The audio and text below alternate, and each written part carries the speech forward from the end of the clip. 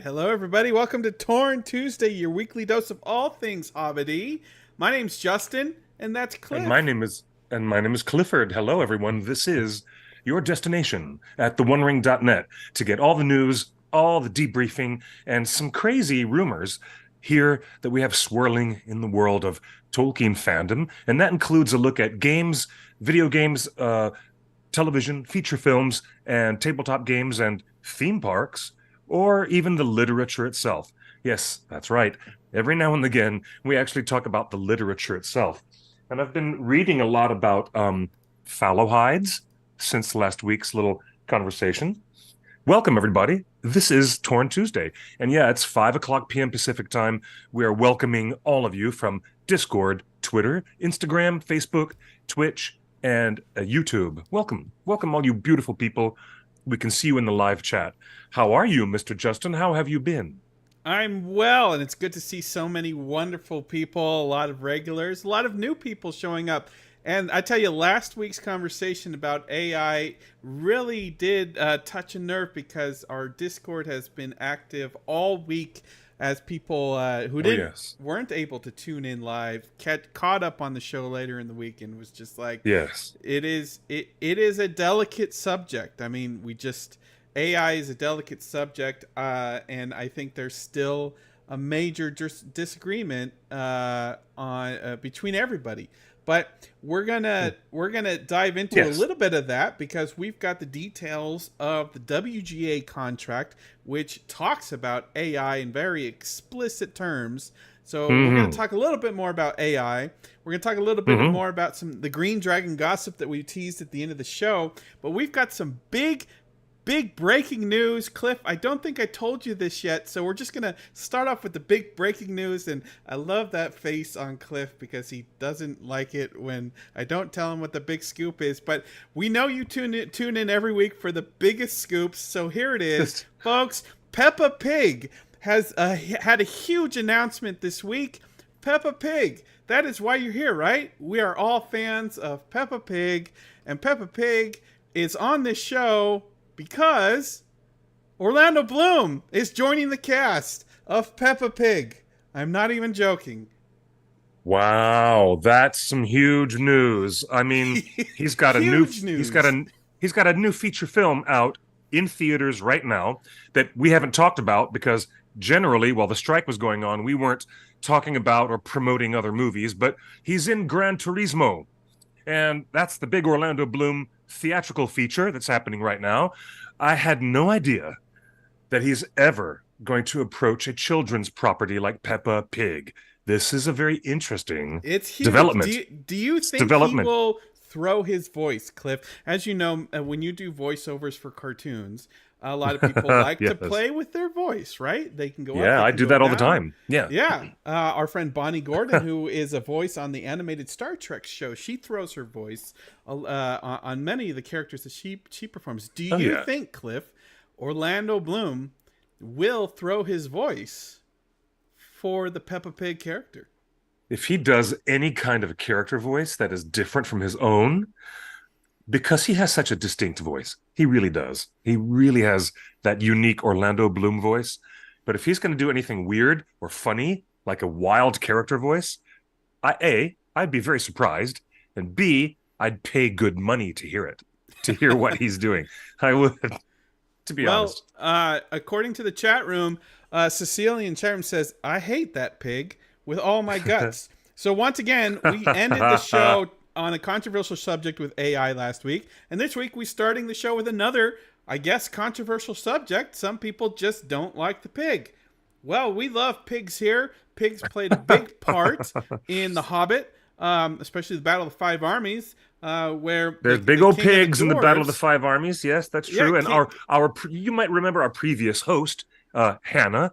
Hannah has a big love in her heart for Peppa Pig. So actually, there's some people within the Torn family who have deep, abiding love of things that are not really Tolkien, like Paddington Bear, Peppa Pig, and things like that. It does happen from time to time. It really does.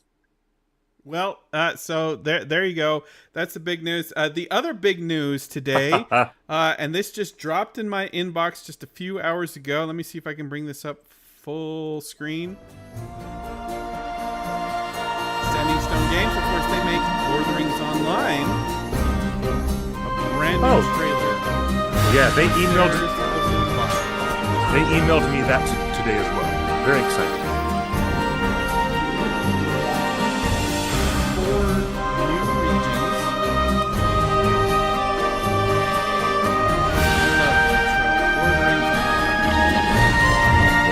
Look at that. Brand new class. Okay.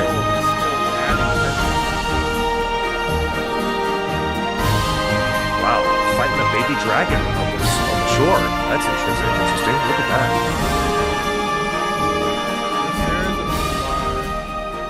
That is the announcement trailer. Of course, that's the Middle Earth Enterprises logo right there. You got the new Mariner class. You got 4 new monsters, which are pirate goblins, Umbaran, crocodiles, and more. You got 4 new regions. Kings, the Kings of Gondor West, the Outer Gondor, Umbar, and the Shield Isles. Cliff, is the Shield Isles an actual thing in the book, or did they just make that up for the game? I have not heard of the Shield Isles. This is a term that might be new to me. There you go. Over 350 new quests in this expansion pack. 350 new quests, 120 new deeds, 20 new missions, new 3-person and 6-person instances. I guess is like a 6-person instance where you can get 6 people together, and a 3-person instance where you can get 3 people together. There's a new raid and updated crafting systems and rewards. What was the name of that island? Those islands? Shield Isles. Shield Isles. Shield Isles. The chat room says okay, the Shield Isles. Yep. Wait, they are real? here and they are listed. The Shield Isles are the Shield Isles. An upcoming the chat room region said made it up, but you're saying it's true to Tolkien. Do you know what? No. It's in the LOTRO wiki. That's why. It's not really a book-based thing. No. This is something specific to the game developers. Okay, now we know. Well, there you go. Well, this expansion is $39.99. There's a collector's edition for $79.99, and of course the ultimate fan bundle for $129. Not sure what all the extra features are in the ultimate fan bundle, but you can go to LOTRO.com for all the details. This was just released today.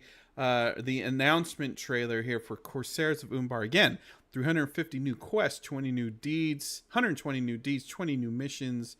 And a new Mariner class. This sounds fun. It just looks fun. And before we move on, I just want to say Lotro has a wonderful player base. It's still very active. The servers are not vacant. They're not barren. They're not empty. Lotro is very well attended and very well played. And a lot of people came back to the game or started the game for the first time during lockdowns, pandemic, and have stayed with the game.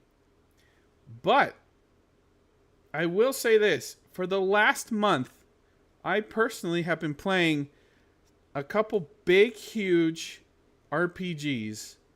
Starfield from Bethesda, the guys that made Witcher. And, no, not Witcher. The guys that made Elder Scrolls. Yes. And then I just started this week on the new Cyberpunk 2077 expansion from the makers of Witcher, the game. Okay. So I've been playing Cyberpunk and Starfield, and they are huge games, Cliff. I mean, yeah, everyone's talking about Starfield all the time. Oh yeah. Well, I can tell you that I am so excited after playing these 2 huge RPG games. I am so excited about the idea that Amazon Games have licensed Middle Earth for a third age huge RPG game, triple A tentpole RPG game on the standard of Cyberpunk and Starfield. And now that I've dived into these huge RPGs, I have over 100 hours into each game. And Really? I want to I want to live in these worlds. Like, I'm having so much fun just existing in Cyberpunk right now. That I see that. You're I'm at a Ready so Player One stage, aren't you? I'm on a Ready Player One. Yes. Yes. And the execution, the quality, the graphics of the gameplay, of the environment. You can talk to anybody. You can walk anywhere. If you can see it, you can go there. It's not like there's like places on the map you can't go. If you can see it, you can go there. I am so enthralled. Like I said, over 100 hours in each game of Starfield, and then 100 hours in Cyberpunk. I'm now so excited in what Amazon Games are potentially doing for the Third Age Lord of the Rings MMORPG, because Are you going to build one of your own PCs? Are you going to build yourself a gamer PC? Oh, I already just built like, it. like Henry Cavill did? Oh, yeah, you're ahead of that game. I did that during lockdowns. That's why I'm playing Cyberpunk with path tracing on, ray tracing, path tracing. But so I am ready. But Amazon Games have the new license. They've just started developing a brand new RPG game here in Irvine, California. So everyone that's been saying Lord of the Rings Online is a great game, fun game, but they need to update the graphics. You just saw the launch trailer, the teaser trailer for this new expansion. As you can see, the graphics are still cartoony. They play on a lot of PCs. You don't need to upgrade your PC to play Lord of the Rings Online. That said, while that has a fun game, I cannot wait for a triple A, realistic looking, path traced, ray traced Lord of the Rings RPG. I don't know. I'm just having a lot of fun living and breathing in these worlds. I can imagine it is terrific fun. I bet it's kind of therapeutic and fun to play with enthusiastic friends on the same server. It's pretty cool. Yeah, we're both gamers. To answer the chat room, we're both gamers. Unfortunately, I don't play board games and card games like Cliff does. Yeah, I'm a tabletop gamer. You can put me down to play Dungeons and Dragons. You can put me in front of a big, sprawling RPG or Magic the Gathering. You could set me in front of a table of cards and dice, and I'm very happy. But this gentleman here on my immediate side, he has gamer's instincts in another medium entirely. And, it's interesting that both of these arenas have been the popular stage for The Lord of the Rings and The Hobbit. There have been so many interesting board games, tabletop games, and RPGs from the world of J.R.R. Tolkien, as much as we've had online and even telephone-based and web-based games. It's really a never-ending place where game developers keep coming to the table and the license keeps getting renewed, and it is a never-ending wellspring of creativity when you see, everything from Ravensburger that did their cute little storybook Lord of the Rings game that was kind of like their Wizard of Oz storybook game. Well, you can buy that at Target and play it with your kids. In as much as you could get the real hardcore RPG and play with all of your 20 and 30-something friends. There's lots of different stuff in between for families and for older people. But Justin, after I spent so much money on my beautiful new MacBook Pro, why do I want to spend money building out a whole new gaming PC tower? Like, why can't these cool LOTRO games be available on my Mac? That's someone tell me that. I think you'll be able to play Lotro pretty soon. I think there are ways to play Lotro on it. You don't need a lot of heavy processor to play Lotro, but these new games, you do. And so look, if Amazon Games is watching, I just want to say the benchmark is Starfield and Cyberpunk. Anything less than those games will be a disappointment. So last year it was Red Dead Redemption. Last year everyone was talking about that game as a benchmark, right? Right. So just that's what we want out of Lord of the Rings. Speaking of games, Cliff, I did buy some secret layer drops for. I've got mine too. They're right here. They're right here. Shall we open them up and take a look at them? Because I haven't opened up Yeah. mine yet. Yeah, let's open the secret drop. So, folks, if you're Okay. not familiar, Magic the Gathering came out in June this year with a huge new Lord of the Rings officially licensed Magic the Gathering's card set. We spent way too much money buying the collector boosters.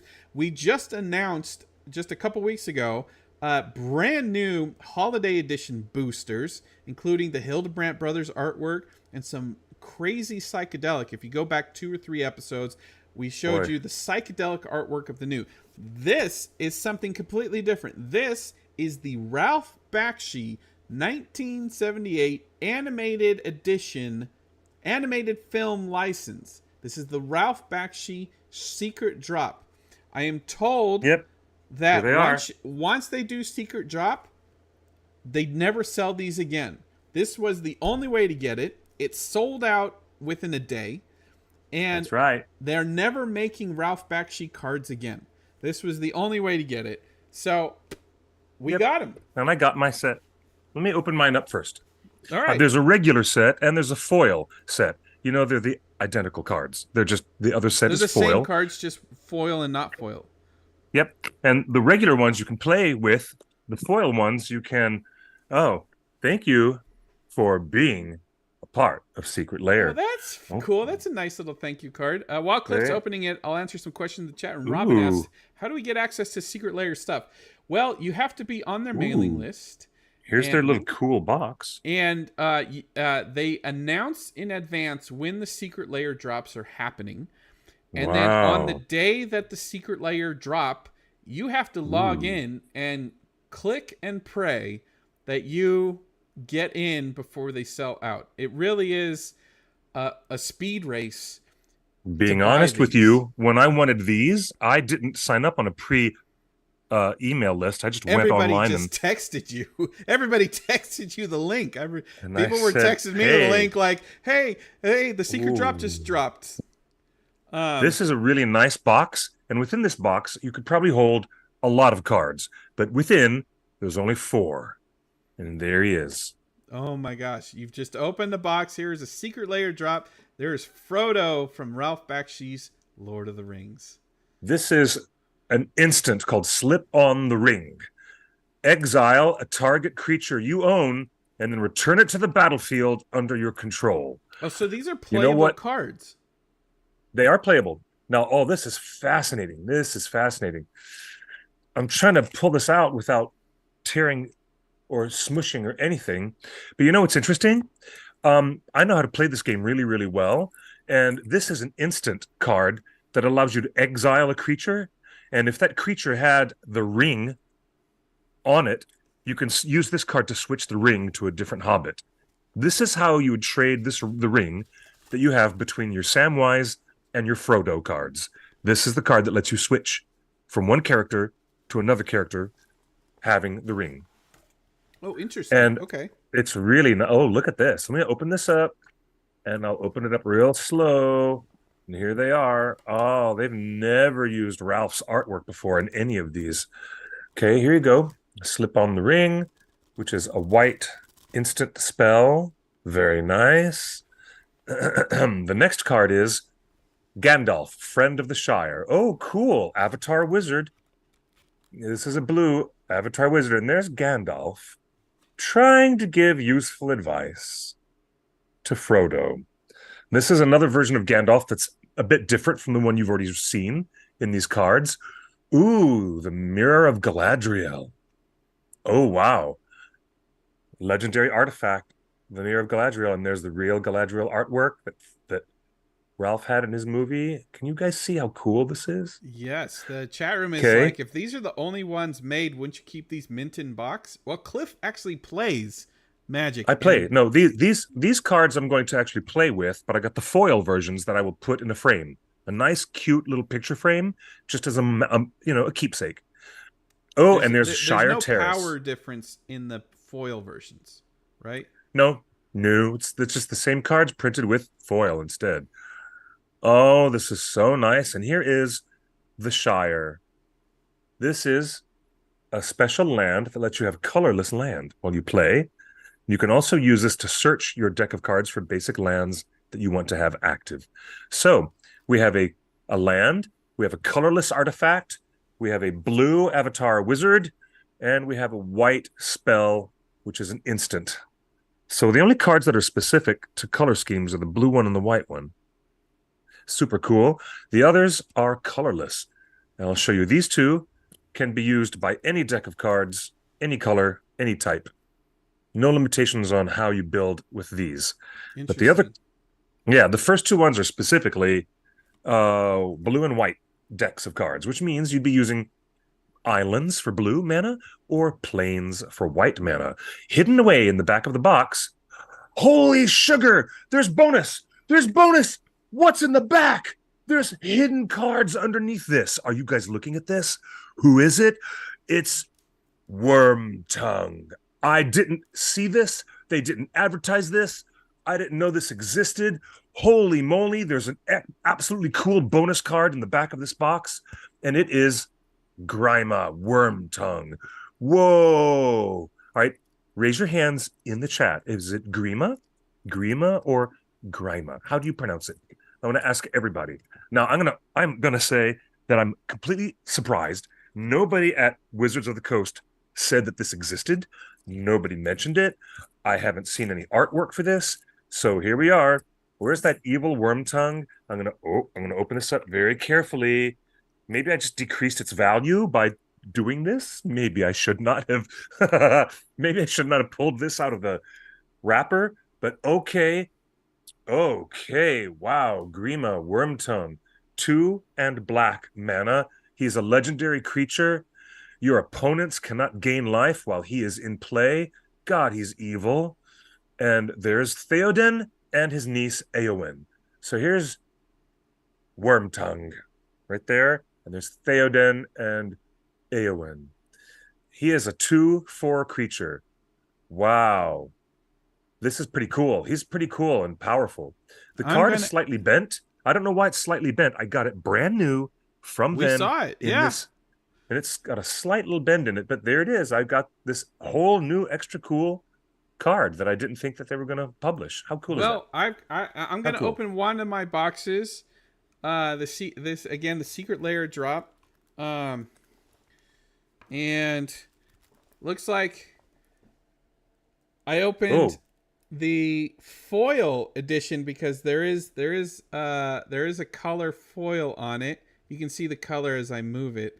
There is a color foil. Oh, you did get the nice foil version. So that's that really is nice, the same man. card. That's the same card that you got in yours. And then right on the back of this, there is a foil version of the Grima Wormtongue Ralph Bakshi card. So part of the Secret Lair drop is you got a box that included these cards in regular edition, which Cliff just opened and he's going to put into play in his deck. You've got Now look, I only expected to get 4. I got 4. I got a 5th card for free. Now, do you have a shiny foil version of Wormtongue as well, Justin? Yeah, right there. That's shiny. How nice. That's the foil Wormtongue. Wow. Okay. And everybody in the chat confirms that it's Grima, pronounced Grima. So there you go. That is the secret drop. These Ralph Bakshi limited edition. I'm keeping these in the plastic. You notice I haven't even taken them out of the cardboard holster, and I might sell these around Christmas time because Daddy needs some Christmas money. You know what? Well, no, these are cool. I'm going to play with these, and the others are just going to be like in a nice shiny frame. But boy, that's super cool, huh? So thank you for being a friend and a part of the Secret Lair. This is a cool packaging for 5 cards. So you got 5 foil cards that are exactly the same as 5 of the regular cards. And that is a Secret Lair drop. And so make sure you sign up on the Wizards of the Coast Magic the Gathering email list so you are in the know on the next secret drop. They don't re-release these cards. That's why it's called Secret Drop. So they that's drop exciting. It once and Cliff. that's it. I'm sure you're so excited to see Ralph Bakshi finally get some commendation with Well, modern they're fans. using great artwork from the Hildebrandt brothers and from Ralph Bakshi's film, and it's really cool because you know it's nice to see brand new artists working with Magic the Gathering, doing some extraordinary new artwork.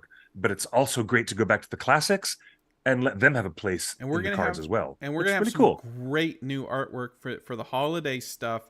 The holiday Yes. expansions, which are Jumpstart boosters, collector boosters, and the other booster, Hmm. come out November 3rd. Moving on, That would be the the draft, other the draft booster. draft Right. boosters.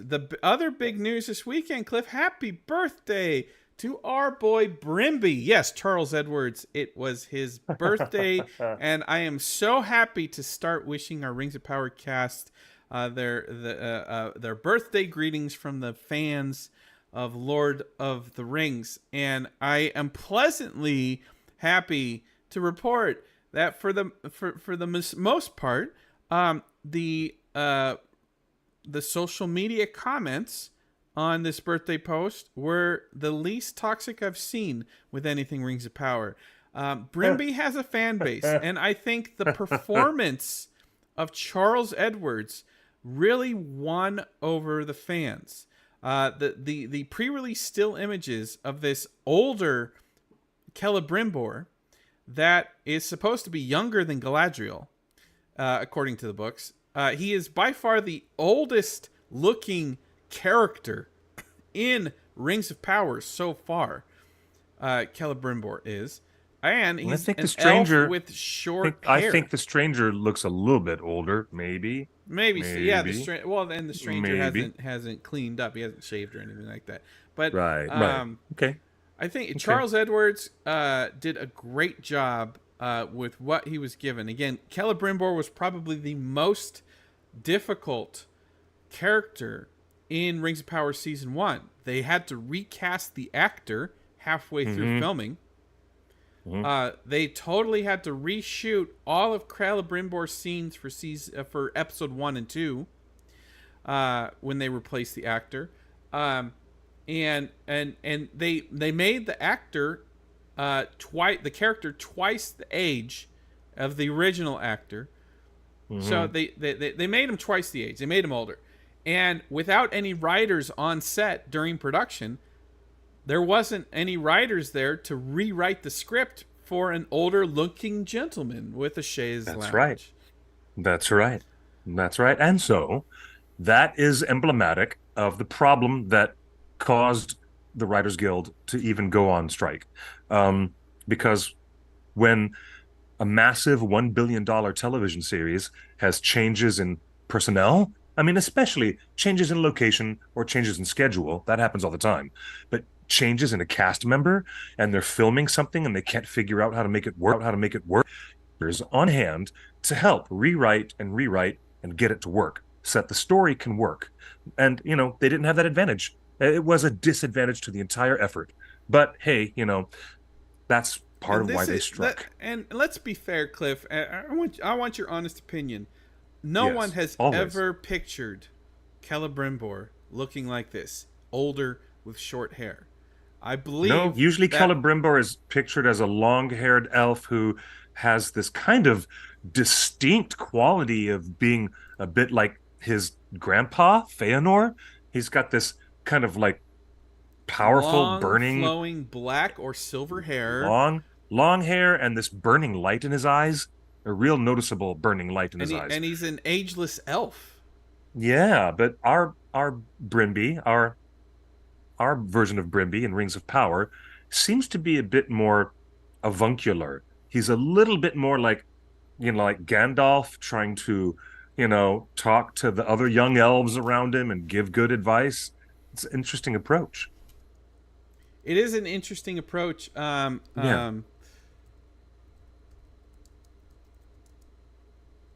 I think, in a weird way,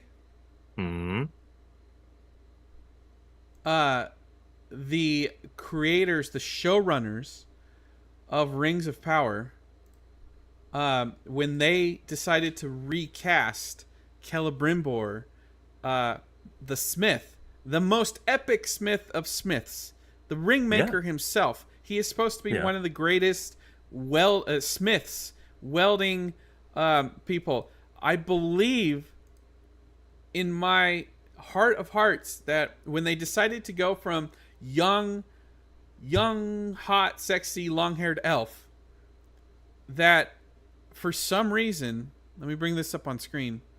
Is that how you would describe the first person cast in the role? I don't know. Well, we haven't leaked that yet. This is Jesse James. You might remember him from all the Discovery shows Oh, of yes. the welder, right? He makes Yeah. custom motorcycles. He Yeah. welds custom bike frames. Like he had a metal shop here in Long Beach forever, and then he moved to Texas. But Jesse James, it has this kind of big, hardened, like, I don't know, Cliff. What's your reaction to, like, you get what I'm trying to say? Like, Jesse James, the welder, Yes. has a closer affinity to Brimby that we got. This guy that has worked in a hot welding shop for a long time. Yeah. There are lines on Yeah. his face. There's age and weather in that skin. He has burned the hairs on his arm, Oh my before. goodness. You know what I mean? Yeah. Yeah. So you're trying to tell me that Brimby doesn't look um dirty and disheveled enough, as if, you know, he doesn't look like he's been impacted by his work? Is that what you're He, saying? yeah, he doesn't. I get it. I get it. I think in our mind's eye, we had this idea of, like, Lee Pace as Thranduil, and Orlando Bloom as Legolas, and then Yeah. they bring in one of the top elves in Tolkien's written history, and Hmm. he looks like a stoic guy that has worked solo most of his life.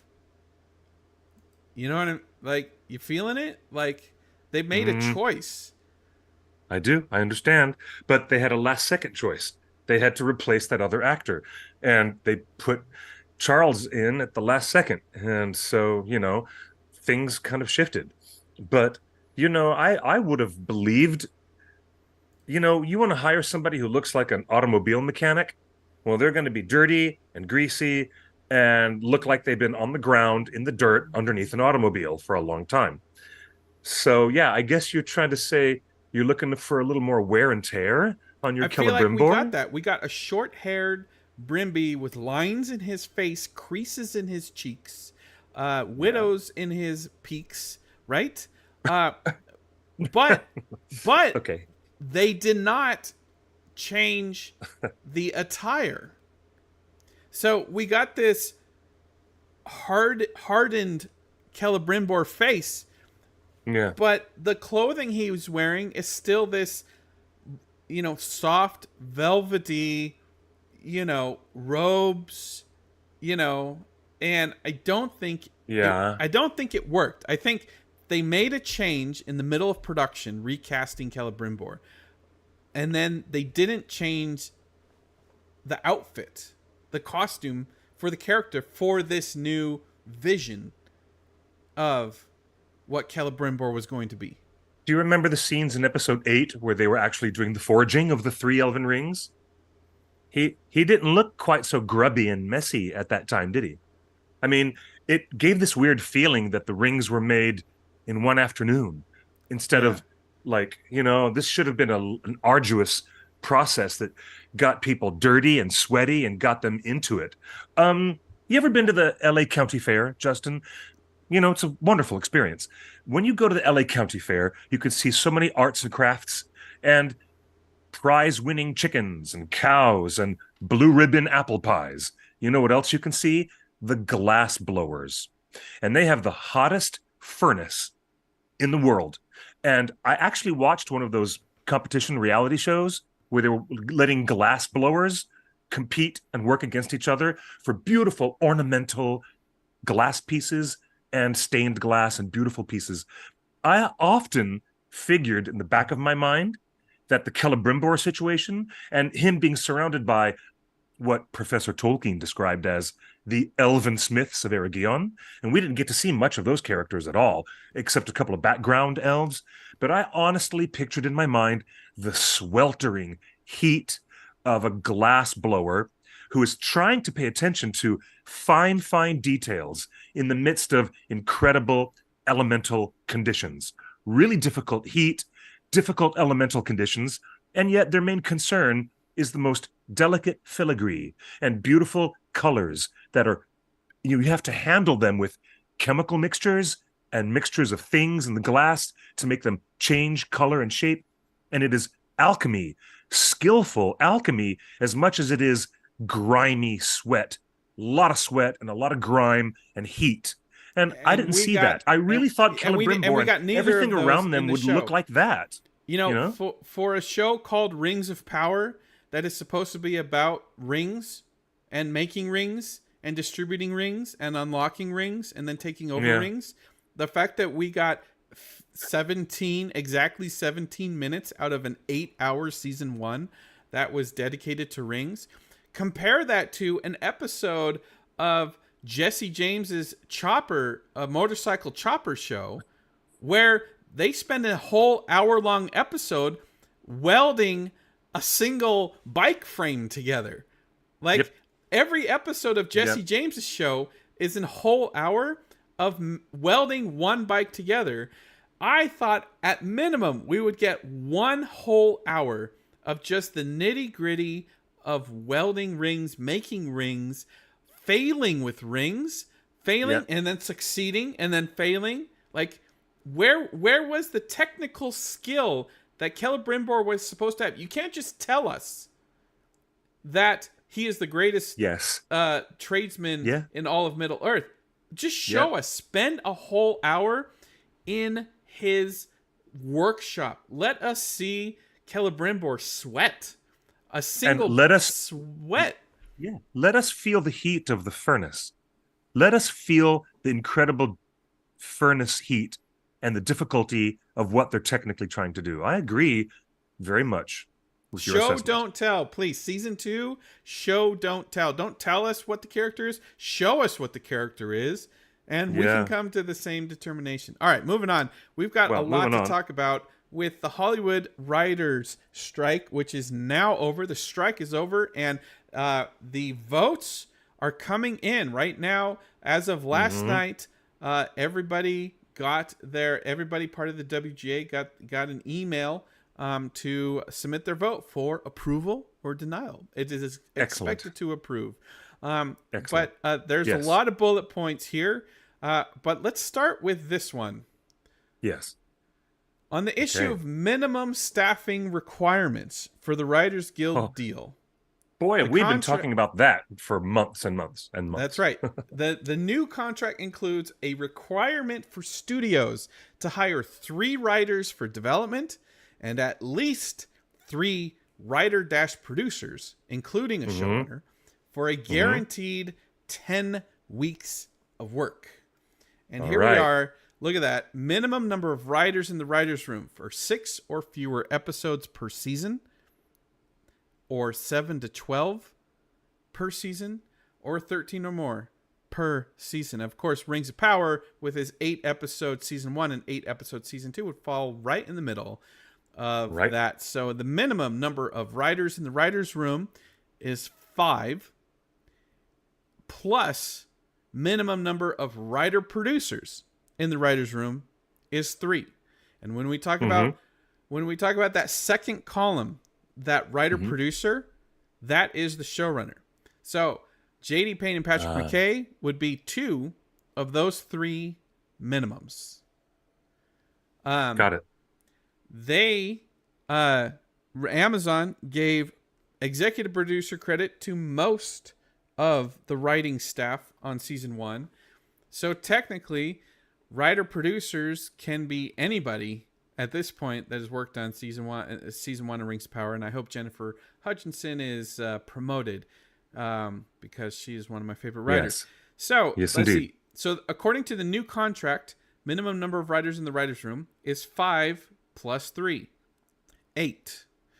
Well, let's go to season 1. Let's see how this affects Rings of Power. Here we go. Season 1 of Rings of Power. There you go. Started September 1st. Last episode was October 14th. That's a couple weeks away. There we go. Let's count them up.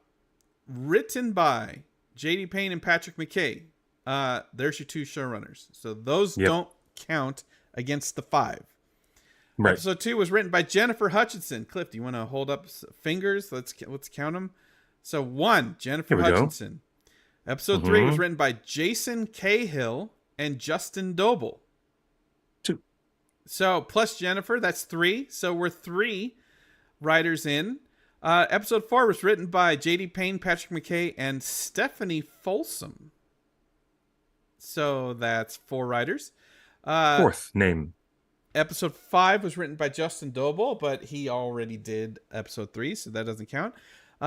Episode 6, which everybody remembers as the big explosion, the volcano Udun episode. It was called Udun. It's called Udun. It was written by J.D. Payne, Patrick McKay, Justin Doble, and another person, Nicholas Adams. There you go. So Rings of Power, nothing changes.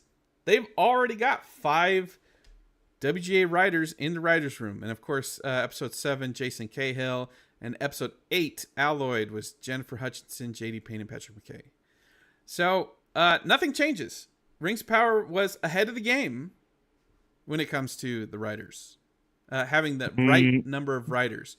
Aren't there other distinctions? I think you're about to make those distinctions clear now. Yes, please. That's right. Yeah. Yes. The issue, one of the issues, was best example here in this tweet from Stephen DeKnight. Showrunners, please make sure you check that budget before it's approved, and make double sure that you have separate line items in the budget for a second assistant. Yes, second assistant, screenwriting consultant, a writing assistant, and a production assistant. Yes. That's 4 more bodies. That's 4 more bodies that you need in the writer's room. That's what Rings of Power did not have. They did not have a support staff. That's what they call a mini room. A mini room is only the lead writers and no support staff. That's right. That's what we've been talking about for a long time. So there you go. So that's the big deal. After the series is greenlit, let's keep going. After the series is greenlit, the studios agree to hire writers according to the number of episodes order. So there you go. During production, there will be a minimum of the showrunner and 2 writer producers employed for 20 weeks, or the duration of production, whichever is shorter. I see. Okay. So basically, they're saying this new contract gets us what we didn't have in season 1, which is writers guaranteed through the entire production process. Right. That's a huge win, Cliff. Yes, it sure is. Now, somebody earlier in the chat had perhaps been confused, but they were saying, didn't we say earlier that Amazon didn't even sign this? And actually, what we were reporting maybe a week or 2 ago is that Amazon and Apple TV were not in the room for the negotiating process. But ultimately, this was agreed upon by all of AMT MP, which is, I think, the correct acronym for the producers. And that includes Apple TV, and their signatories included, as is Prime Video and Apple TV. So it's agreed to now. Even if they weren't in the negotiating room, they're agreeing to it now. So at least we cleared up that confusion. The cool thing about this bullet point, I'll say it's cool. Is again another benefit of this last bullet point, which is guaranteeing that at least 2 writers are employed for the duration of production. Cliff, is the showrunners are too busy to rewrite Keller Brimbor when they are recasting him, right? Yep. Yeah. Yeah. So like we said before, the showrunners are busy doing a lot of other things. Yeah. a lot of the issues that ran into the biggest complaint about Rings of Power season 1 was it failed in the writing. Well, this is why, because they didn't hire the writers during the whole production. Now they have to. Now they have to. Yep. But we should also mention that these new changes that have been fought for and are being voted on by the voting members of the WGA, this isn't going to impact season 2. It's going to impact season 3 of Rings of Power. Yeah. Okay. All right. Another bullet point. When combined with foreign residuals, this should result in a 3-year residual of $216,000 for projects on the largest streaming platforms. This represents a 49% increase in pay from the previous. So the writers basically just got a streaming residual bump in pay of 49%. That's great. This when they were getting pennies, remember? Some of the actors and people were showing their paychecks. Look, I got 83 cents on a check for my residuals for this hit show, which was the biggest hit on Netflix. Remember seeing those online? That's right. Yeah. The WGA was also received confidential viewership data on streaming shows based on hours viewed, though only aggregate data can be publicly shared. So all of this debate that we fans have over how many hours and what was the turnoff rate, and 37% only finished the show. Like, at the end of the day, right, people really only care how many hours were watched. You know, how many people actually watched this show. And now the writers are guaranteed to find out. Views will be calculated as hours streamed domestically of the season divided by runtime. For example, projects under the new agreement would receive a bonus of $9,000 for a half-hour episode, $16,000 for a single-hour episode, or $40,000 for a streaming feature. All right, so they get a $16,000 bonus when the episode airs. And that's really great. Starting in 2024, streaming titles with budgets of more than $30 million, and that includes Rings of Power because each episode is about over $30 million. Each episode is budgeted more than $30 million. If a title with more than $30 million budget is viewed by 20% or more of the service's subscribers, they get a bonus of 50%. Wow. So that means if it's a huge, huge hit, like House of the Dragon or Rings something of like Power, that, and Rings of Power, and if it gets watched by 20% of their full service subscribership. Wow. But then again, considering how many people are Amazon Prime members and are therefore considered part of that base, that's a huge, huge number to reach 20% of that. That's huge. So Rings of Power writers would get a bonus if over minimum 20% of total subscribers watch the show. Well, guess what, folks? According to Amazon stats, there are a little over 250 million subscribers to Amazon Prime worldwide. And according to Amazon, 100 million watched the 2-part premiere of Rings of Power. Well, that's more than 20% then. That's more than 20%, folks. That is nearly 50%. So the writers, based on the new contract, get a bonus payment, a huge bonus check. Yeah. So that tells me that we're all going to watch season 2, no matter what it is, because we want to get the writers paid. Let's see. Indeed. And then and then here's the AI bullet points. Studios are not allowed to require the use of AI. Studios aren't allowed to tell the writers to use AI. Good. Great. Nobody wants that anyways. I mean, you want to use AI for other purposes, but not for the green, organic act of creation that writers have to do. Just saying. The WGA also secured key contract language regarding the use of its members' work in data sets to train AI. The contract dictating that the WGA reserves the right to assert the exploitation of writers' material to train AI. Oh, so they could wave and say, "No, I don't want you scanning this screenplay to use for your AI. Just Correct. don't scan it." Correct. Wow. Okay. Wowzer.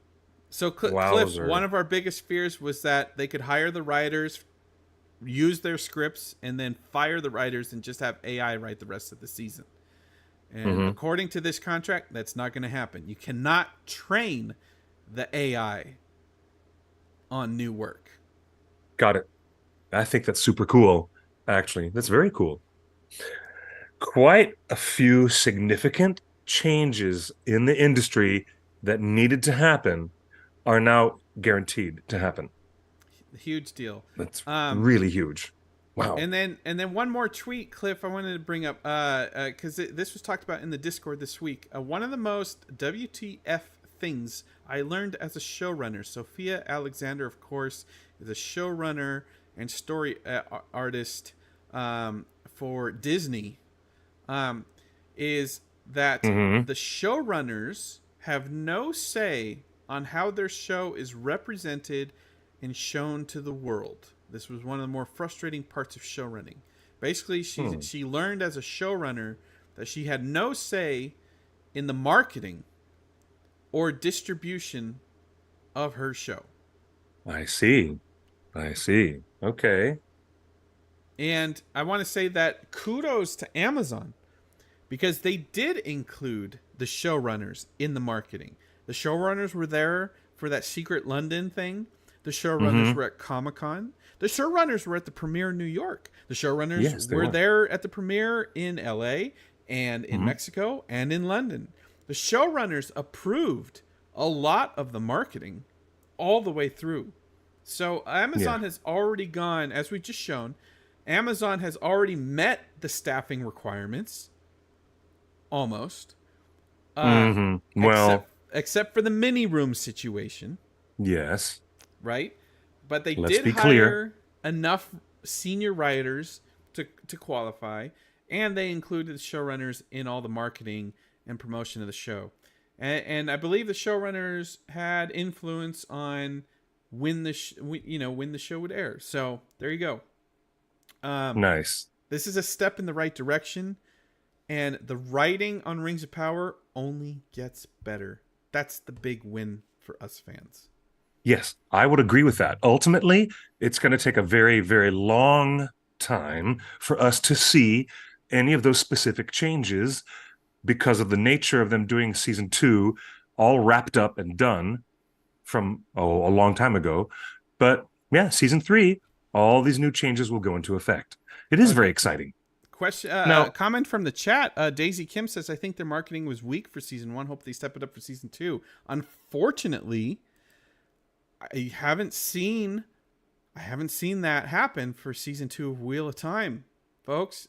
Wheel no, of I Time didn't is see any marketing at all for Wheel of Time most season people two don't know at season all. two is on right now, and its final episode is this week. It's word of mouth. I'm getting mountains of friends telling me, Mountains. "Have you seen? Have you?" I mean, I'm not lying. I'm not exaggerating, although I have a tendency to playfully exaggerate sometimes. But I have so many people saying, "Clifford, oh my gosh, have you seen Wheel of Time yet? Have you seen Wheel of Time? It's so amazing. You're going to love it. It's so good. Oh, wow." So, is there something to that they're trying to rely on word of mouth during the strike? I don't Maybe that know, was their but plan. there's been very little marketing for season two. But I did That's want to true. highlight. That's true. I did want to highlight, Cliff, that the final episode, episode 8, is this Thursday on Amazon Prime for Wheel of Time season 2. It is Yeah. directed. The reason to watch this season, especially this last episode this Thursday night, is it is Is directed by Sanaa Hamri. Hamri, Ms. Hamri. Yeah. Ms. Who? Hamri, who will be one of our new directors for season two, right? That's right.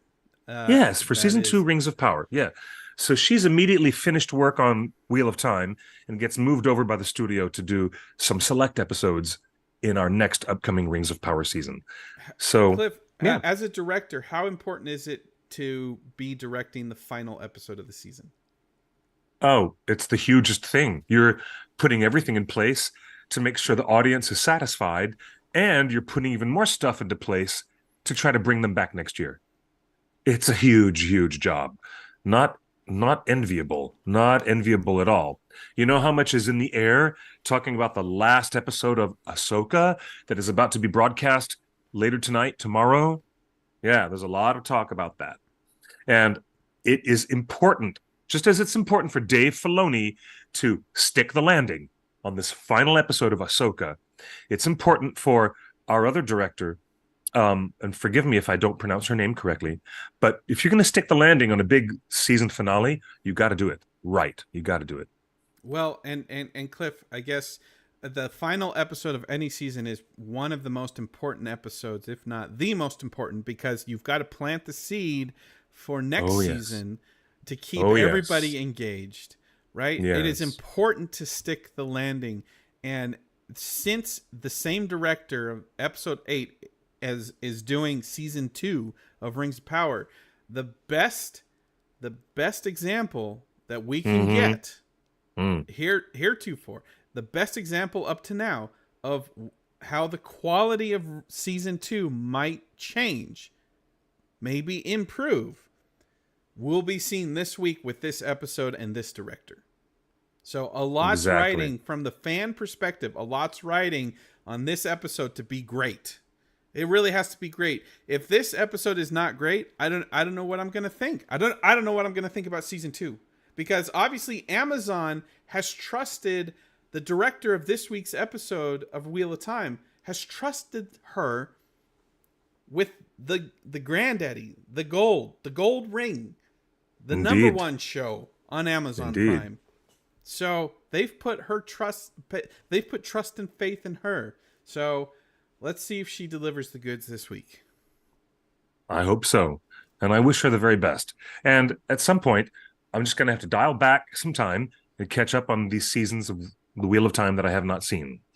Um, Before I go tonight, I think we need to talk about this very, very exciting new publication, a new version of the Letters of JRR Tolkien that is just about to be released. And I'm holding in my hand the old, original trade paperback edition, edited by Humphrey Carpenter, who is very well known. Mr. Carpenter was the official biographer who wrote the entire official biography of dear Professor J.R.R. Tolkien. And then they got involved working with Christopher Tolkien to do an incredible editing job of hundreds and hundreds and hundreds, literally almost 300, and I guess there's about 350 letters in here. Yep, about 351 letters. And now there's going to be new ones. This new volume will have more than the original 351. It will be enumerated in a new way with the letter A, B, C stuck in there to give them differentiation from the original numbering system of all the letters.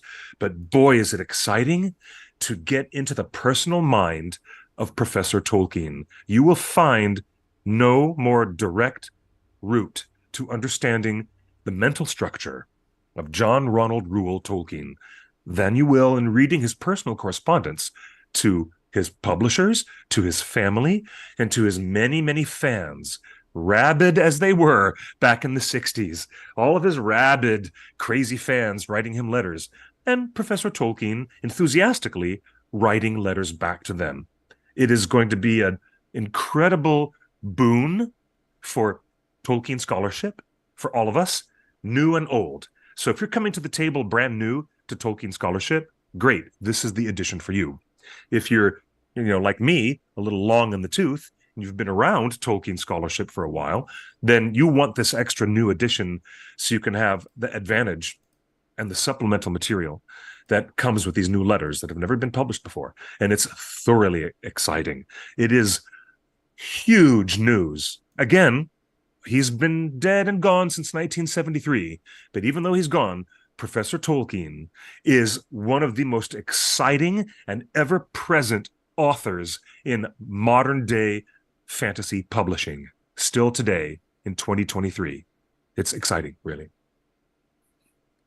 Yes, and we've been showing there's a digital preview of Oh, this that's great. book. That's great. That Yeah, I see you showing that. including a lot of the new Yeah. letters in it. Da- A lot of it is Daisy Kim says, imagine being able to write to him and getting a response. Can you imagine? I mean, blowing my mind out of my brain skull. But decades ago, he was willing to do that. If you were a thoughtful person, intelligent, thoughtful, and you wrote letters to him about what you were interested in with elves and languages and the history of this land that he created, he might actually have the disposition to sit down out of his busy life and write you back. Just mind blowing. So amazing. yes, and a lot of these, at least early in the chapter. I mean, I'm just scrolling through letter 55, 53B. A lot of these are just personal correspondence to his family. My beloved Christopher, I was glad to hear from you this morning. I noted your directions about the tobacco and greetings. God bless you. And I have, of course, missed you sorely since that dark morn of January 1st, and have Wow. bitterly regretted my sloth and not going out early with you. I have prayed constantly for you since. I saw Lewis and Williams and Warney on Wednesday and visited the Mitre after hearing a chapter of C.S. Lewis's third novel. Trippish, I Oh, fear, in my all the opinion. Inklings. He's talking about all the Inklings being together. How exciting. That's Tripish. so cool. He It's calls so cool. he calls C.S. Lewis's third book tripish. Oh my gosh. He was, I don't know how the two of them maintained their friendship because I imagine, John Ronald was rather critical of Lewis's Narnia books and all those other things. He really was. It's really funny to me. But So how it's a book exciting is that's that? not just like responding to Lord of the Rings inputs. It literally is just a lot of his personal letters of like, Easter was Oh, boring without you, my son. yeah, no, there's a personal correspondence, and sometimes they talk, the content with the publishers is really specific about what's within the world of Middle Earth, and other correspondences are just windows to view his personal life in a way we never knew him before. It's very exciting, really. So, guess what? Christmas wish list is right around the corner, and if you've got any Tolkien fan, if you've got any ringers on your Christmas shopping list, this is the item. If not getting them a big bundle box of Magic the Gathering cards to play, but this, for the more literary person in your family, this is the amazing gift. The republished, newly edited Letters of J.R.R. Tolkien. Okay? Now, I'm afraid that I have to say farewell to all of you this early evening. It is time for me to depart the pattern, and I do apologize to everyone. Well, we were going to talk about Stoors, but I guess we'll hold off till next week because I cannot have that conversation without you here because I know Oh, nothing about Stoors and fallow hides, and you did I all your do. research, and I was. I guess we didn't have time to get into the gossip from last week, which is Stoors may be joining season 2 of Rings of Well, Power. then, from the opening prologue of the Fellowship of the Ring, let me read this couple of sentences to you guys, and we're going to talk about Stoors with Professor Tolkien telling us what we should know.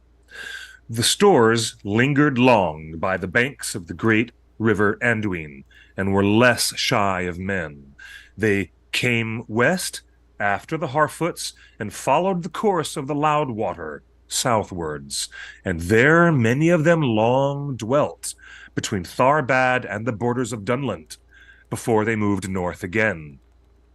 So he's talking about their migration over the Misty Mountains, and they were hanging around there in Dunland for a while before they moved north again.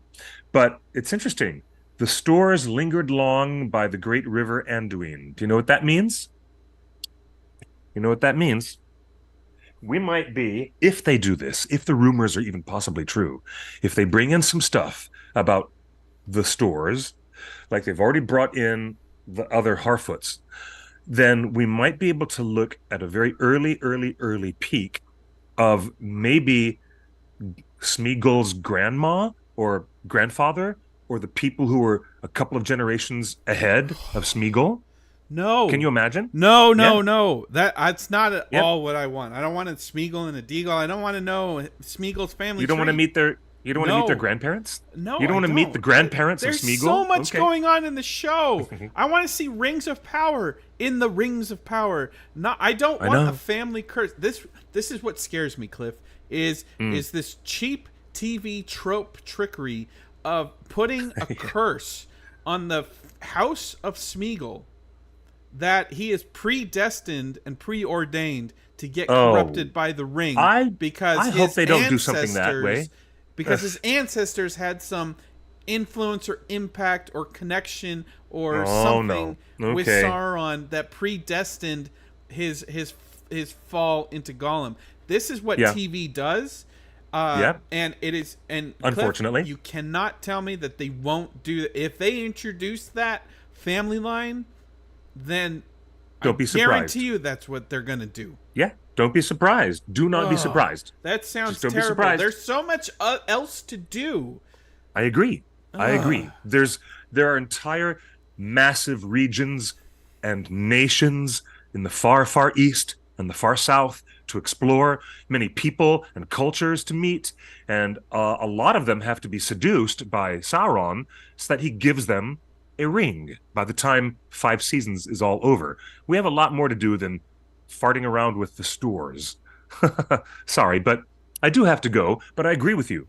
Justin, how about that? Rare agreement. I absolutely agree with you. We'll go and you're into right. more You are right in saying that is an unfortunate trope of television storytelling. It is. And it's something they're likely to do. Sorry. It's something they're likely to do. And yeah. if this is the path that they're going down, they're going to introduce Smeagol's family.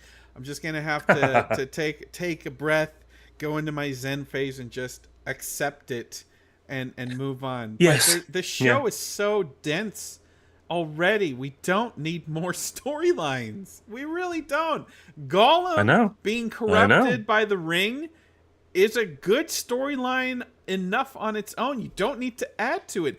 Adding more just makes it less. Yeah, I know.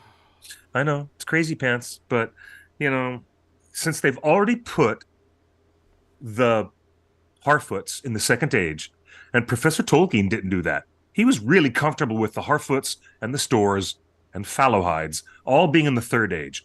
Since the Rings of Power has already done muckety-muck with playing fast and loose with the timeline, look at what's going to happen. You never know.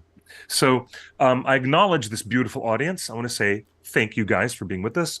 It's an absolute pleasure. And yes, sir, Justin, thank you for hosting, helping me co-host here today and bringing it all together. Thank you. And as I say farewell, Justin, I can leave you to finish the show and say goodnight to everyone. Would you like to do that? You know what? Since we brought up the Stoors, I'm just going to cycle through the quick Green Dragon gossip about the Stoors storyline. Cliff, can you give me 2 minutes? Can you hang for 2 minutes? Make it quick. All right, make it quick. All right. So this is what the main Harfoot family looks like in Rings of Power Season 1. Right. Compare that to how the Harfoots are supposed to look. They're all supposed to look like Lenny Henry. It's browner of skin that Tolkien describes the Harfoots. Tolkien describes the Stoors as one of the other 3 races of hobbits. That the Stoors inhabited the Vales of Anduin. They were mainly a riverside tribe. And Smeagol is one of the most popular Stoors. Yeah. He also said that the Stoors were broader and heavier of build, with larger hands and feet. They're stronger, heavier, broader. They have bigger limbs and feet. Among all the hobbits, the Stoors were the ones who resembled men to a great extent and were very friendly to men. They were also the only hobbits to grow facial hair. Oh dear. Right? It doesn't say here. What made them different from the Fallowhides living in the forest toward the north and the Harfoots residing in the foothills was their preference for riversides and flatlands. Stoors were the only hobbits to use boats, swim, and fish. So, Cliff, here's what I think might happen. This is what a Harfoot looks like. this is what a store is supposed to look like. And I think this show may present Poppy with the idea that she was actually a store all along, and the Harfoots adopted her. That would explain why her skin is the wrong color to be in the Harfoot tribe. That would explain why she always wants to leave the nomadic tribe on her own. That would explain why she leaves everybody on her own. And she goes with a stranger, and they stumble on the Stoors. And because and with the Stoors being a river folk, that is how we meet Tom Bombadil. And further along, as we just said, Tolkien describes the Fallowhides as living in the forests toward the north.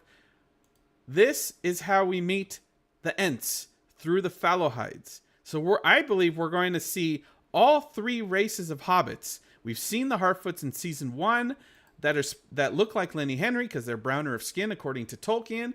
But this white family was the main focus of the show for some reason. That was totally, miscast, it seemed like. But I think they're going to fix that by making these characters actual Stoors.